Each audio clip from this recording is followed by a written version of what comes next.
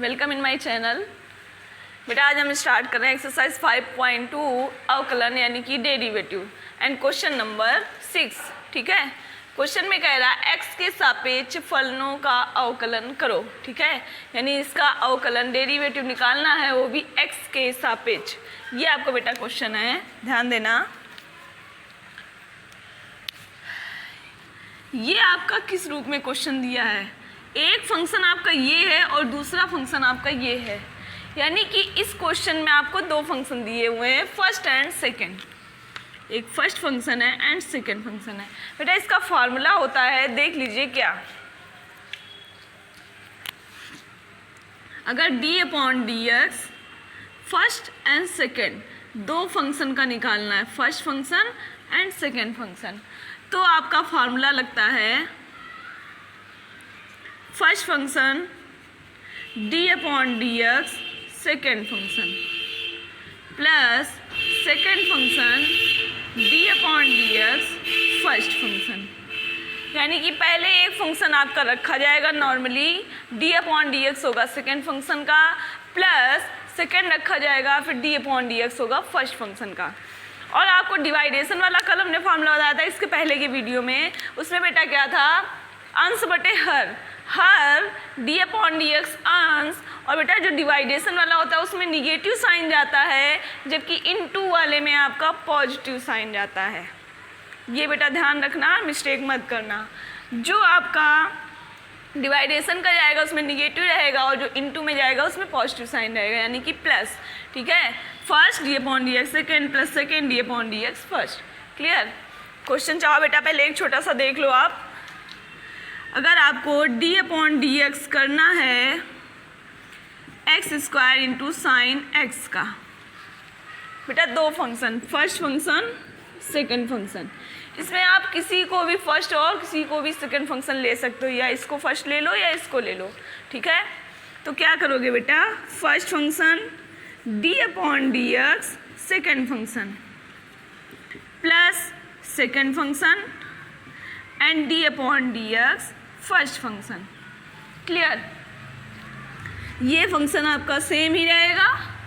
d/dx sign x का आपको formula बताया था, cos x plus sign x आपका सेम रहेगा बेटा, x² यानी x की पावर n, क्या फॉर्मूला होता है, n x की पावर n-1, n आपका कितना है 2, x की पावर बेटा n-1 यानी 2 - 1 बेटा बचेगा 1, और आपको मालूम है किसी की पावर 1 होता है उसको नहीं शो कराते हैं, तो आपका आंसर क्या आ गया, x² cos x प्लस छोटे फंक्शन को आप आगे लिख सकते हो 2x इंटू साइन x। ये हो जाएगा आपका आंसर। यानी कि अगर आपके इस टाइप के क्वेश्चन होंगे तो इस तरीके से सॉल्व किए जाएंगे। क्लियर हो गया बेटा? अभी भी आपको कोई डाउट हो बेटा कमेंट से पूछ लेना। ठीक है, अब आते हैं आपकी एक्सरसाइज पे। क्वेश्चन नंबर 6, ये फर्स्ट फंक्शन है एंड ये second function.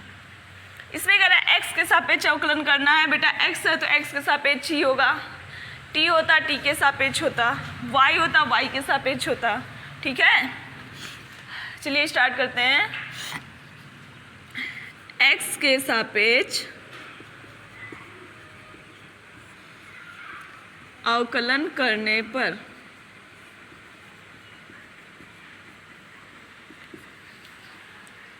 d/dx cos x³ into sin² x की पावर 5। बेटा ध्यान से देखना, फर्स्ट फंक्शन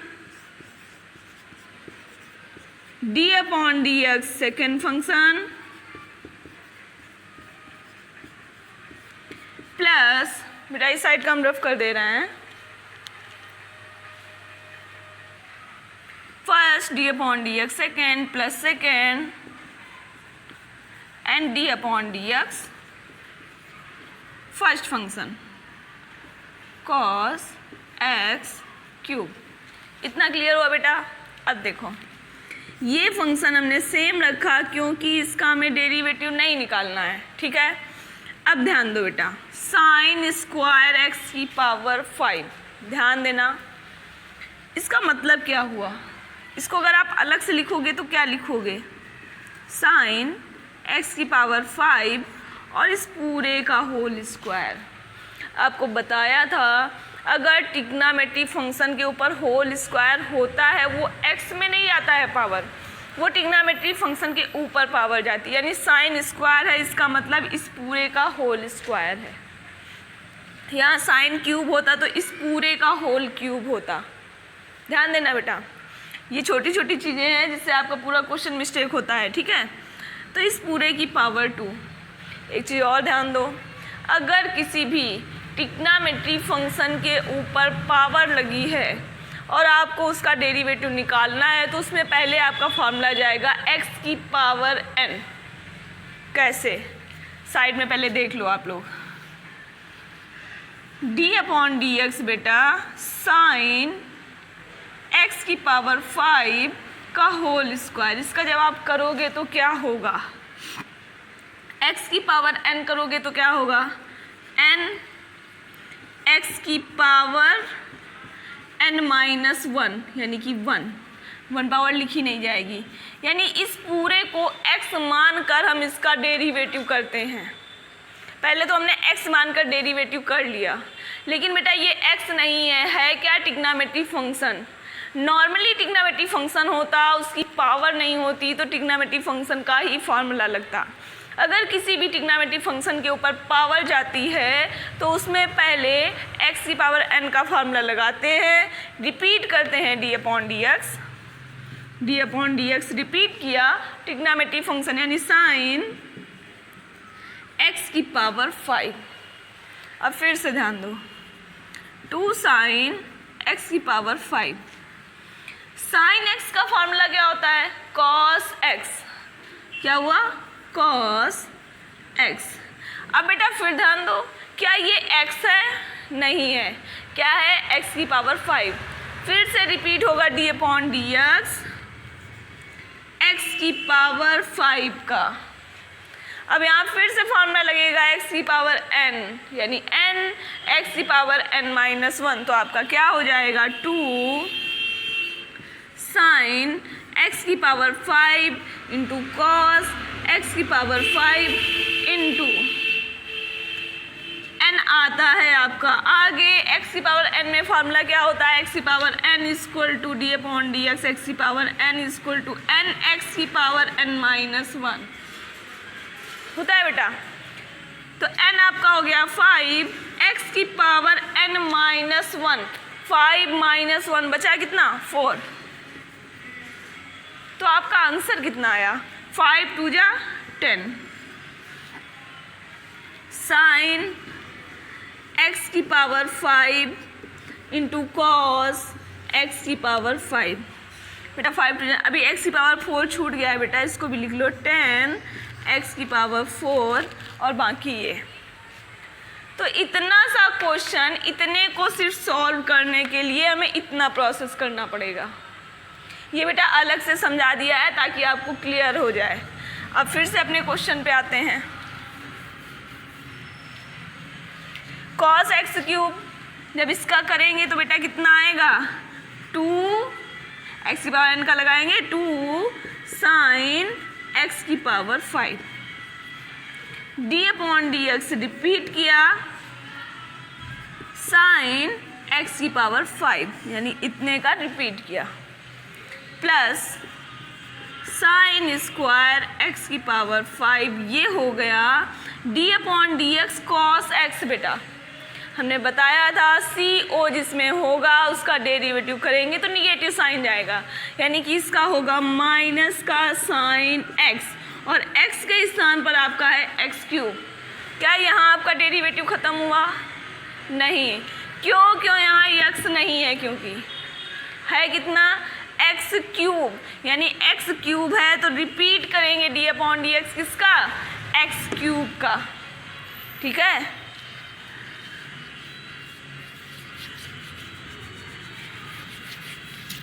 d/dx रिपीट किया बेटा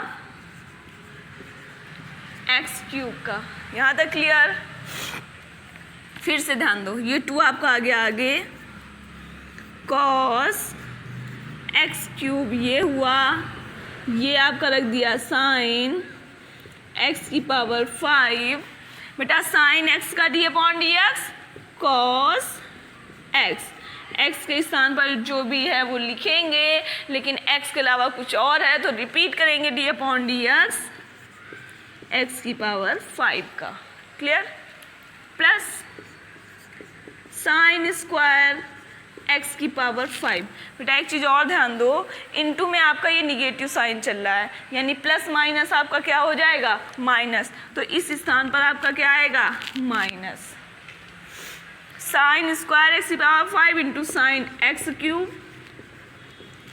और बेटा जब एक्स क्यूब का डी अपॉन डी एक्स करेंगे तो एक्स की पावर n यानी n एक्स की पावर n माइनस 1, 3 माइनस 1 यानी कि बचा कितना? 2। फिर से देखते हैं, 2 cos x cube sine x की पावर 5 इंटू कॉस एक्स की पावर 5। बेटा एक्स की पावर 5 का कितना होगा? 5 एक्स की पावर 4। एक्स की पावर n का फॉर्मूला लगा बेटा, माइनस ये 3x स्क्वायर आगे आ जाएगा, साइन स्क्वायर एक्स की power 5 into sine x cube. ये बेटा आपका हो गया आंसर। और इसमें आप चाहो तो ये वैल्यू आप आगे ला सकते हो, 5 2 जा 10 एक्स की पावर 4 यानी 10 एक्स की पावर 4। बाकी ये प्रोसेस, बाकी ये पूरा यहाँ नोट करना है और बाकी ये। बेटा ये हुआ आपका आंसर। अगर फिर भी आपको क्वेश्चन क्लियर नहीं होता है, आप फिर से कमेंट से पूछ सकते हो कि मैम यहाँ पर हमें क्लियर नहीं हुआ है। ठीक है बेटा, अभी स्टार्ट कर रहे हैं क्वेश्चन 7। बेटा बहुत अच्छा क्वेश्चन है, आपका एग्जाम में आ चुका है कई बार, ध्यान देना। क्वेश्चन ध्यान दोगे इससे काफ़ी क्वेश्चन क्लियर होंगे। ठीक है बेटा, इसको x के सापेक्ष आपका अवकलन करना है। x के सापेक्ष अवकलन करने पर, ठीक है, यानी d upon d x 2 root cot x square. ध्यान दो बेटा कैसे होगा। कोई भी अचर वैल्यू अगर आपकी लगी है तो उसे आप जब डेरिवेटिव करते हो या अवकलन करते हो उसको आप आगे ले सकते हो, यानी इसको आप लिख सकते हो 2 d upon d x and root cot x square. अब एक चीज़ और ध्यान दो बेटा, रूट को आप क्या लिख सकते हो? अगर रूट एक्स है तो इसको आप क्या लिख सकते हो? एक्स की पावर 1/2 लिख सकते हो। तो इस क्वेश्चन को बेटा हम ऐसे लिख सकते हैं, कॉट एक्स स्क्वायर एंड पूरे की होल पावर 1/2 लिख सकते हैं। इसको हम ये लिख सकते हैं, इसी को अगर हटाएंगे आप, इसको ओपन करोगे तो ऐसे हो जाएगा। ठीक है, तो कॉट एक्स स्क्वायर एंड पूरे की पावर 1/2। इतना क्लियर हुआ? ठीक है, अभी हमने बताया था इसके पहले के क्वेश्चन में, अगर किसी भी ट्रिग्नोमेट्री फंक्शन के ऊपर पावर आती है तो आप उसमें फार्मूला लगाओगे x की पावर n। कौन सा फार्मूला लगेगा? x की पावर n। n कितना है? 1/2। n के स्थान पर कितनी है? 1/2 वैल्यू। 1/2 यानी n x की पावर, x पूरा क्या है? ये पूरा फंक्शन n x की पावर n-1 यानी 1/2 माइनस 1। इसको बेटा आप क्या लिख सकते हो? 1 से अगर 1/2 माइनस करते हो तो 1/2 आता है। अगर 1/2 से 1 माइनस करोगे तो निगेटिव का 1/2 आएगा। क्यों? क्योंकि -1 बड़ा है। तो आपका इसकी पावर कितनी हो गई? माइनस का 1/2। अब हम क्या यहाँ पर मेरा खत्म हुआ क्वेश्चन? सोल्यूशन इसका नहीं। क्यों? क्योंकि ये x की पावर n तो है ही नहीं। ये हमने क्यों लगाया? क्योंकि ट्रिग्नोमेट्री फंक्शन के ऊपर पावर थी। तो हम d upon d x repeat करेंगे बेटा, किसका? कॉट एक्स स्क्वायर का, कॉट एक्स स्क्वायर का। ध्यान देना, 2 से 2 चला गया, कट हो गया। किसी की पावर अगर निगेटिव साइन होती तो वो पावर नीचे आने पर पॉजिटिव हो जाती है, तो इसको हम क्या लिख सकते हैं, 1/cot x स्क्वायर की पावर, पूरे की होल पावर 1/2, ये पॉजिटिव साइन आ गया। अब फिर से ध्यान दो, इनटू d/dx। बेटा cot x का क्या होता है, आपको बताया था d/dx cot x का होता है माइनस का cosec स्क्वायर x। क्या होता है, d/dx cot x equal to minus cosec square x, ये फॉर्मूला होता है। तो इसको आप क्या लिख सकते हो, माइनस का cosec स्क्वायर। बेटा x के स्थान पर जो है आपको वही रखना होगा, x के स्थान पर क्या है, x स्क्वायर, ना कि x। जब तक फॉर्मूले से रिलेटेड बिल्कुल कोई फंक्शन हमें नहीं मिलता है तब तक हम उसको रिपीट करते हैं। तो जब हमें यहाँ बेटा x नहीं मिला है, x स्क्वायर मिला है, तो हम d/dx बेटा रिपीट करेंगे किसका, x स्क्वायर का। ठीक है, फिर से देखो, पॉजिटिव निगेटिव ये सब इनटू में चल रहा है। जब इनटू में चल रहा है तो ये निगेटिव साइन जो है वो कहाँ जाएगा, आगे, यानी कि आपका आ जाएगा माइनस, आगे आ जाएगा cosec स्क्वायर x स्क्वायर, ये हुआ अपॉन ये बेटा 1/2, इसको हम लिख सकते हैं रूट cot x स्क्वायर। ये पूरा मेरा नोट हो गया, इतना क्लियर। अब d/dx बेटा x स्क्वायर यानी x की पावर n फार्मूला लगाएंगे तो कितना आएगा, n x की power n minus 1 n, 2 minus 1 power लिखी नहीं जाएगी, तो x स्क्वायर का क्या हो गया, 2x। तो ये आपका कहाँ आ जाता है, आगे, यानी 2x इंटू ये अपॉन ये पूरा हो गया आपका क्या, आंसर। क्लियर हुआ, आगे देखते हैं। बेटा एक चीज़ और देख लो, आपका ये आंसर तो आ गया है, पर हम बच्चों को पढ़ाते हैं तो बच्चे कहते हैं मैम अभी आंसर नहीं आया, तो आप भी यही सोच रहे होगे कि अभी आंसर तो मैच ही नहीं हो रहा है, आंसर तो आया ही नहीं। तो आंसर लाने के लिए इन्होंने कुछ और भी इसमें किया है, देख लेते हैं क्या। वैसे आपका यहाँ तक आंसर आ चुका है, क्लियर है क्वेश्चन पूरा, ठीक है। और अगर आंसर लाना है तो कुछ बुरा भाग भी करना पड़ेगा। देखो क्या बेटा, माइनस 2x, ये तो आपका इतना है, ठीक है, cosec स्क्वायर x स्क्वायर, ये भी आपका है, क्लियर।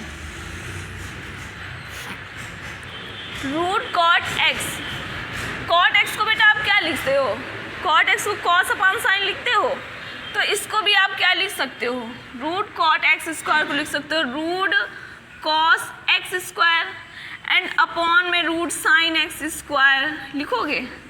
तो ये जो आपका साइन x स्क्वायर ये कहाँ पहुँचेगा, ऊपर पहुँचेगा। रूट साइन x स्क्वायर आपका कहाँ पहुँचा बेटा, ऊपर पहुँचा। इतना क्लियर हुआ। फिर देखो, minus 2x cosec square and x square root sine x square.